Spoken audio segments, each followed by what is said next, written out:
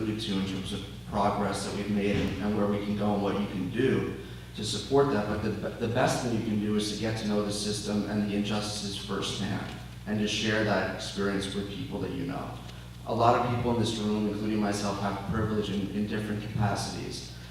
It's important that you recognize that and use your privilege for good. And you really can't comprehend the gravity of this problem by listening to statistics. Of course, they jump out. And it's reasonable you understand that it doesn't make sense that we have a quarter of the world's population in our country. But you really need to get inside. And something I absolutely recommend to everyone here, if you have the time, is to volunteer at a prison. We have a tremendous number of prisons in Connecticut, far more than we need. We've closed a couple, and there's another set to close in this budget cycle.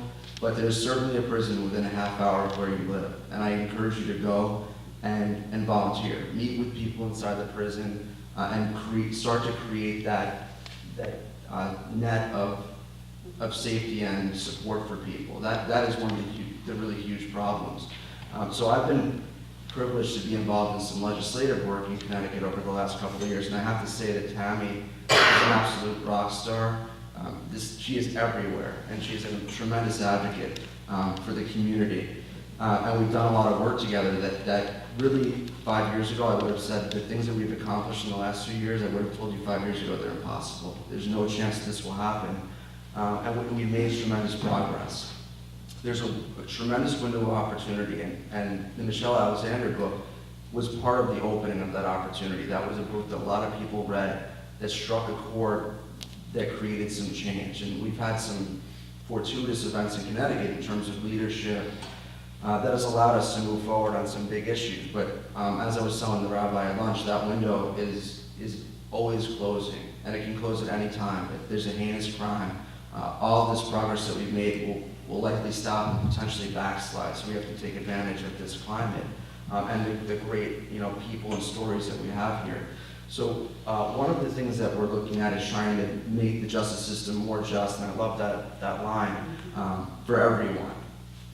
There's no doubt that people, mainly of color and of socioeconomic, low socioeconomic class, are unjustly pulled into this system at a rate that's just not fair. Again, the readings that we talked about fairness, and the punishment is provided equally to everyone in society. That's absolutely not happening here in Connecticut. So we're doing things in Connecticut, the ACLU, is that we wouldn't typically go and do, I think, a few years ago, like ban the box. So that's something that we're looking at this year, to seal people's criminal records from potential employers and potential housing options, to make it more fair and have people truly integrate back into society. Is that a civil liberty issue? Not directly, but we know that leads to people succeeding and not being sucked back into the system, and then their civil liberties are often impinged upon. And we're doing things like trying to make the system give real second chances. So obviously, Tammy referred to the Second Chance Society initiative that passed this last year, which in a very general sense, gave more resources to our pardon and parole process to make sure people get meaningful hearings on time and get integrated back in the community when they're ready to, but also defelonize the simple drug possessions that we heard so much about. A lot of people are brought back into the system because of personal drug use, which is a public health issue, not something that should be dealt with by putting someone in prison.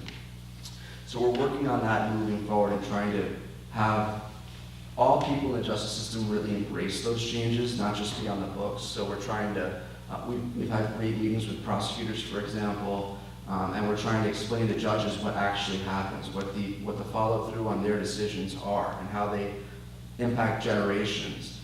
So I'm going to stop now because I think the question and answer will be more helpful, but I appreciate you being here, and please do use your privilege for good. Thank you, everybody.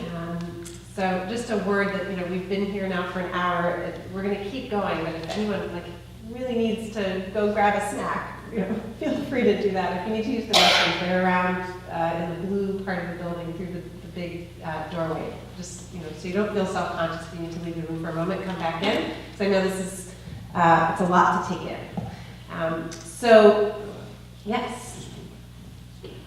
Sorry. Okay. So I'm going to start with a couple of questions from me, and then I'll open it to questions from all of you. So using Andrew's wonderful language here, he says, you know, the elephant in the room, I don't know if it's necessarily the elephant in the room, but race, right? So to what extent do any of you on the panel, whoever wants to answer first can, to what extent do you believe that race is the cause of what we're seeing here? You know, Michelle Alexander produces some evidence that the war on drugs was actually designed to become, kind of intentionally, the new Jim Crow, a new system of control over minorities in this country. But as Andy says, you know, her evidence kind of pales in comparison to her evidence that it has had that impact, right, after the fact. So I'm curious if any of you have facts or experiences that would support the thesis that this is sort of in the design, or in general just have any remarks about sort of how does race play into what we are seeing on the ground. So, who wants to start? It's not hard evidence, but you can't dispute that there are two different criminal justice systems in Connecticut. And a lot of what we do is deal with the police interaction, the very first step of someone getting pulled into that criminal justice system, and it's just absolutely clear that police in different communities operate differently. They stop people for different reasons, and they move forward with arresting people under different levels of suspicion. That's something that is a real problem for us, and we recognize that. There's a program called LEAD. It's Law Enforcement Assisted Diversion, and the idea is to take people, mainly people that are drug offenders or involved in prostitution, and instead of criminalizing it, diverting them at that very early stage before arrest into a system where they can get the resources they need to get on track. This system has been piloted in Seattle and has been wildly successful. New Mexico, Santa Fe, New Mexico just took it on, and the next is actually Albany. They're set to roll that out this year, and we're working with several communities in Connecticut to try to bring that system here, and divert people away at that first access point. So I think for me, that's the experience I have. That initial arrest, I'd be less likely to be arrested for something than I would be if I was a person of color. Mm-hmm. Thank you. I just want to share that, I'm very excited about the second chance legislation and the second chance society, but I think that there's another reality that we need to look at. I can speak with absolute certainty because I see it every day, but there is the perception, particularly I'm going to use the opiate addiction, and you're probably seeing and hearing a lot of discussion about opiate addicted young people and the impact that is having on the community. Strategically, the war on drugs has targeted minority communities. I know that there are young people, non-minority people. For the most part, I see a large number of drug-addicted young people, and they live in affluent communities. The police know the epidemic that is going on in those communities, but they're not policing the drug activity. And so I actually spoke to a chief in a community. We know, and this is East Lyme, I'll just use it because I've also sent officers to speak to young kids at school, because we also work on the prevention side as well. So my probation officers go out to young people and tell them about the plight of the people who are, introduced to drugs and then find themselves addicted. But there's no intervention in these communities, and young people are dying because the police won't police the drug activity.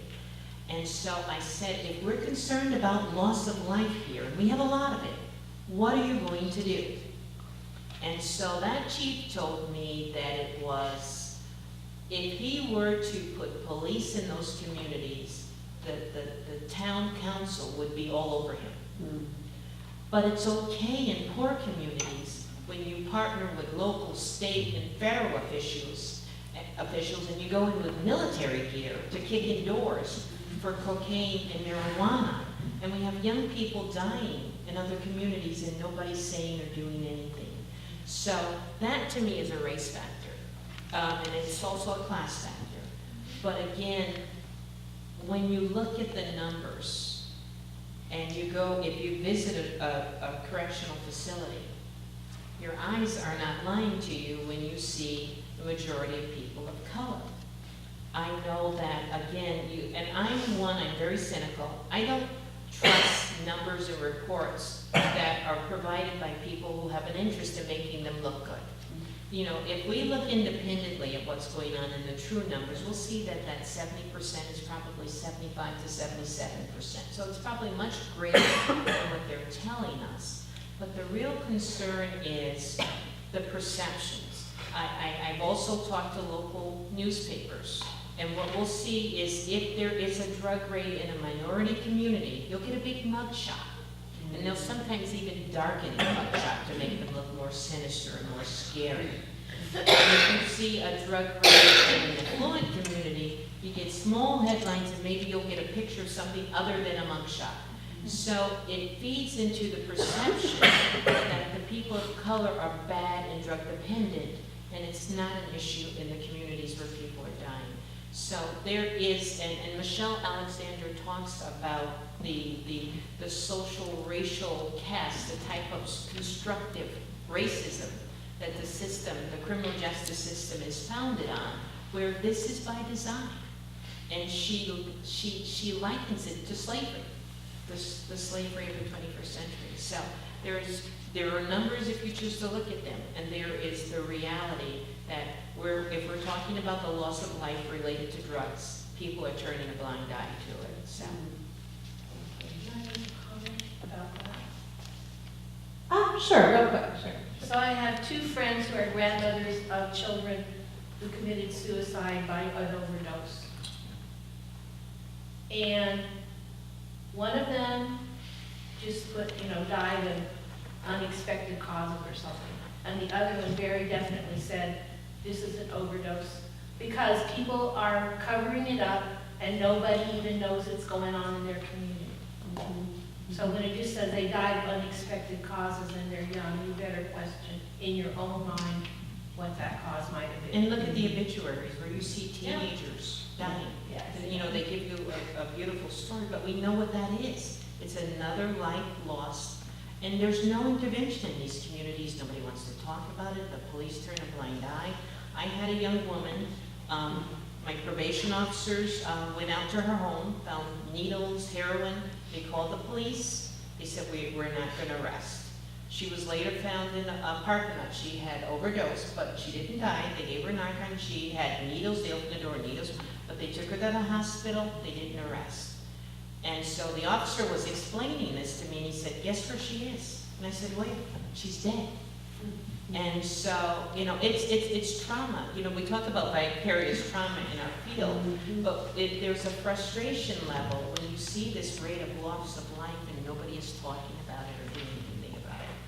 And, the police now say, okay, well, we're not going to criminalize, but sometimes that intervention may save their life. So that can't be a broad policy. They have to look at the situation and judge it based on those merits. And maybe a few hours or a few nights in jail may remove that person away from the drug long enough to get intervention or help. Or is a bigger question, I'm not necessarily posing everyone right now, but just sort of rhetorically, is there something in between jail and doing nothing, right? That can be an intervention that is responsible and effective. I believe, again, you have to look at each case and judge it. When they are at a place where it becomes a matter of life and death, then I think jail is the answer. And I have talked to judges who are now not holding them on bond, and I said, don't do that as a blanket policy, because one that you let go may then be found later dead. So it's tough. George, do you want to respond to my original question? Yeah, You can use this. You can use this one. yeah. I'll just make a few comments.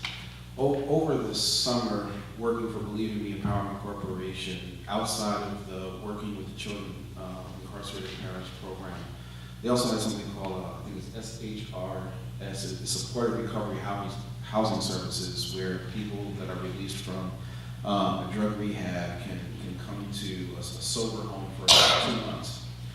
And one of the things I noticed over the summer that all the IV heroin users were young white males. All of them.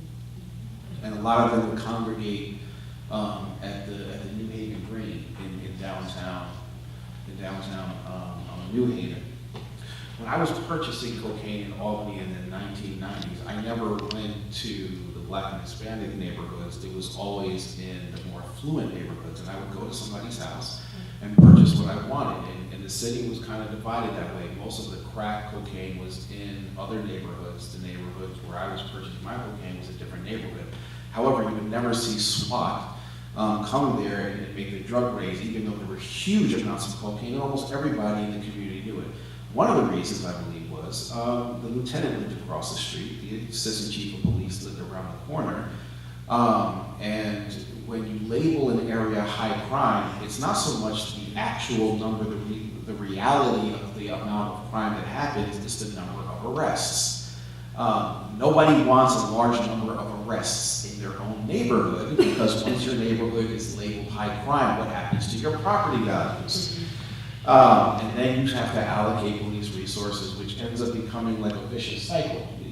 You shine light enough anywhere, you're going to see dirt. Other reasons, in some areas, the fact that it was open air drug dealing. In some communities, police said it was easier to make arrests inside of those neighborhoods than it is when you go into somebody's house or go behind closed doors in a rich suburban neighborhood and do your deal or whatever else you're going to do. So I think those are a couple of the factors why we see this disparity, and to think about crime statistics not in the actual perception of crime, but where the largest number of arrests take place. And then once you label it as a high crime area, then you allocate resources accordingly. Interesting. Thank you. Another question here, more specific to Connecticut, about these school safety zones. This is interesting, actually, just reading Andy's question, I learned a lot.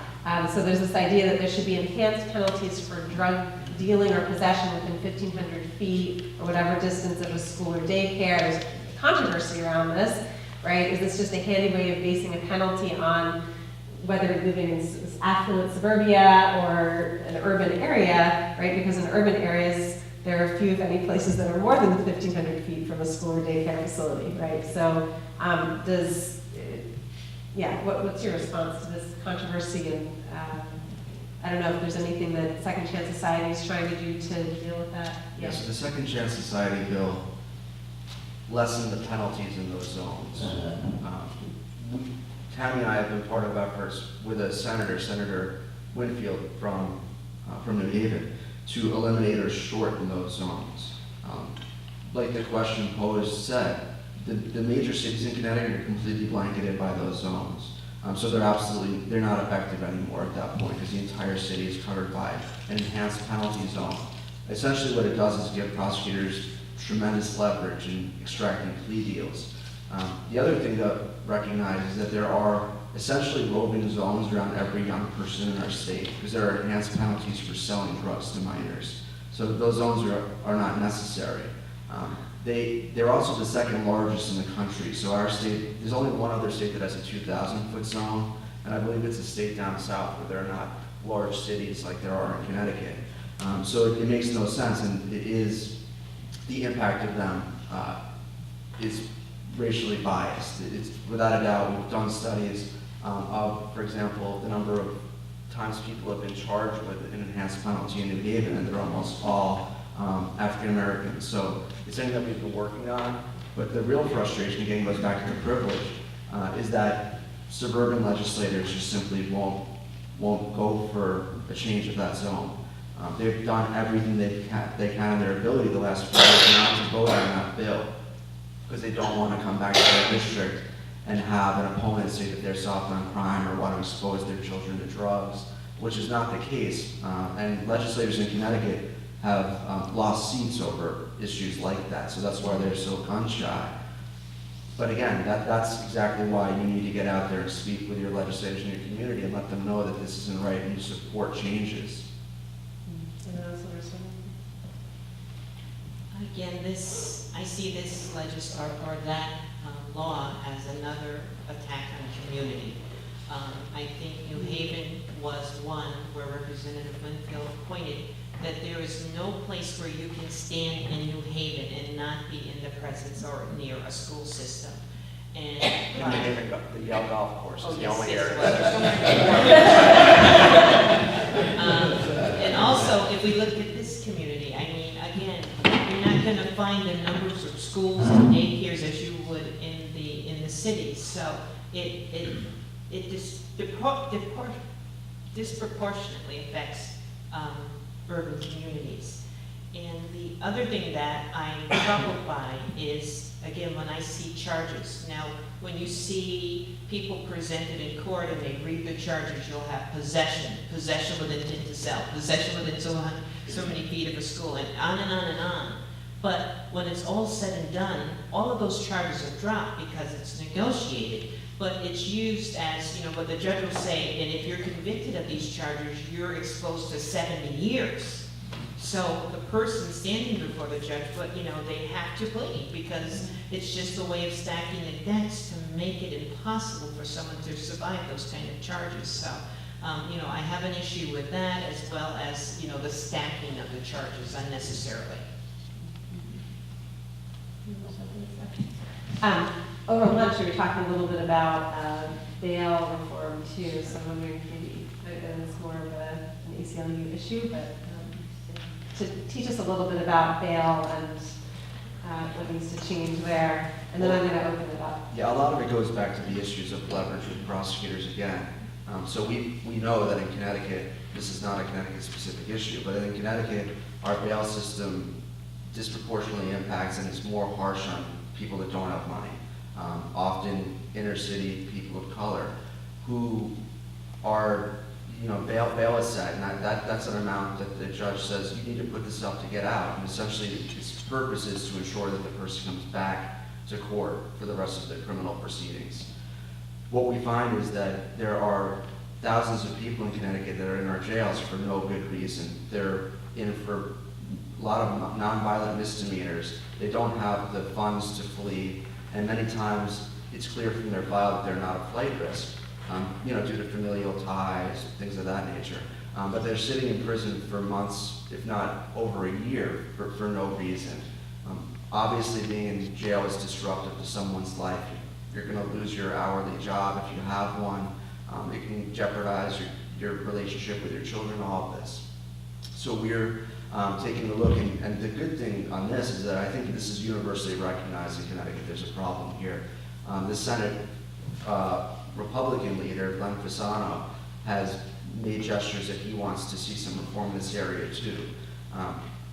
The problem is the bail industry is a powerful one, and they're going to put all their effort and money into preventing meaningful reform in this area. So you're going to hear a lot about this in the next coming months, I think. It's an issue that needs to be dealt with. And it's, again, an issue where, like Michelle Alexander said, it's another junction point where, your color and your pocketbook make the difference between justice and injustice. I just want to share a story. It happened 2 weeks ago in a court in Norwich. There was a young person of color. He went before the judge, and his public defender gave this very impassionate appeal for why his bond should be reduced. So his mother was sick. She went on and made a very, very moving appeal for this bond to be reduced. So the judge replied, his bond is not going to be reduced, and I'm actually going to raise his bond because he was supposed to go to a treatment program and he had missed some visits. But at any rate, the kid bolted and he ran from the court. I'm not sure, I think he may have been 17 or 19, but it was a kid, a young person. He bolted, he ran from the court, he actually got away. But the public defender, again later felt that this was a scared kid and he was hoping to be able to go home. And we have also in our court system bail commissioners who do pre-trial supervision, meaning if you are given a bond or a bail, you can still report in, check into a bail commissioner, they'll monitor you, they'll make sure you appear in court. We have additional resources so that this is not a problem. So, you know, the discussion later was, this kid was scared, and had the judge been a little more sympathetic, he may not have ran off. Now he's got, in addition to the drug charges he had pending, a whole host of new felonies. So when he is sentenced, he's going to be locked down for some time. But it just speaks to the issue of bail, because it shouldn't be used as a punishment. It's just to ensure that you return to court. And we have a lot of safeguards in place so that that can happen. But if you look, and if you travel in communities, particularly downtown or near a courthouse, you'll see bail bond businesses popping up all over the place.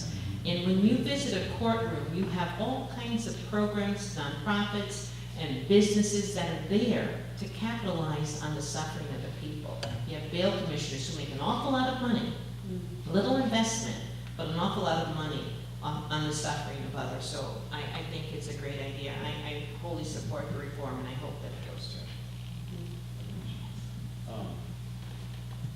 Just like I think that you mentioned where someone did not go to treatment in between the time that they were going to court. Sometimes the judge not only looks at that, but they look at what you do while you're out on bail overall. So many times if someone is out on bail, that can happen to me.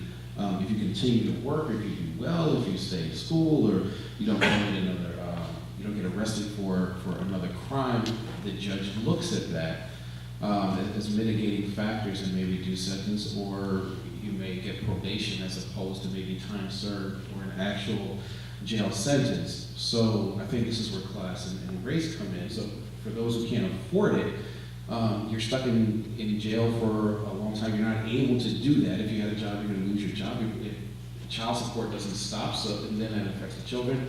Then when you go before the judge because you haven't been able to do well out on bail, then that gets taken into consideration as well. There's so many facets of this issue, and it's hard for me to not ask all my questions, but I want to make sure you get to ask some of yours. So I'm going to take this mic with me, and then you can maybe pass that one around to the three of you to answer. Nancy. You can stand up. Thank you. And talk right into it. Well, first of all, first of all, I'd like to thank you very much for coming and speaking with us. I think it's an important issue that we need to know more about. One of the things, though, that confuses me, particularly, Tammy, is I'm a psychologist, and part of my training in the 70s, I spent time in Trenton State Prison, and at that time, there were many, many programs, educational programs, support programs, assistance, transitional programs, etc., available to the people who were in prison. Much less follow-up programs afterwards. Hardly perfect, but I'm just wondering, is Connecticut backwards?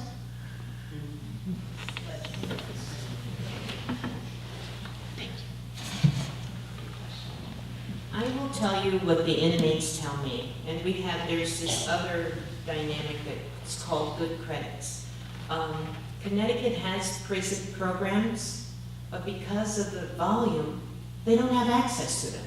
And a lot of people will discharge time served and not have had access to one program in the facility.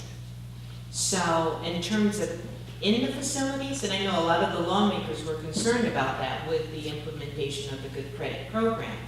So, and depending on what community you re-enter, that is really, your access to resources is going to be really limited to what resources you have in your community.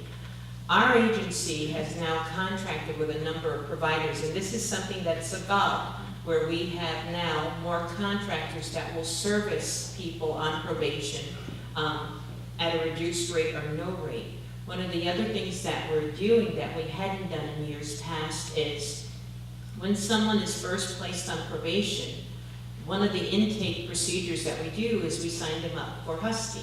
so that they may then apply for programming or treatment and have some part of that covered. But the cost and resources is a huge impediment because it's not always there. Anyone else want to respond to that? I'd love to share.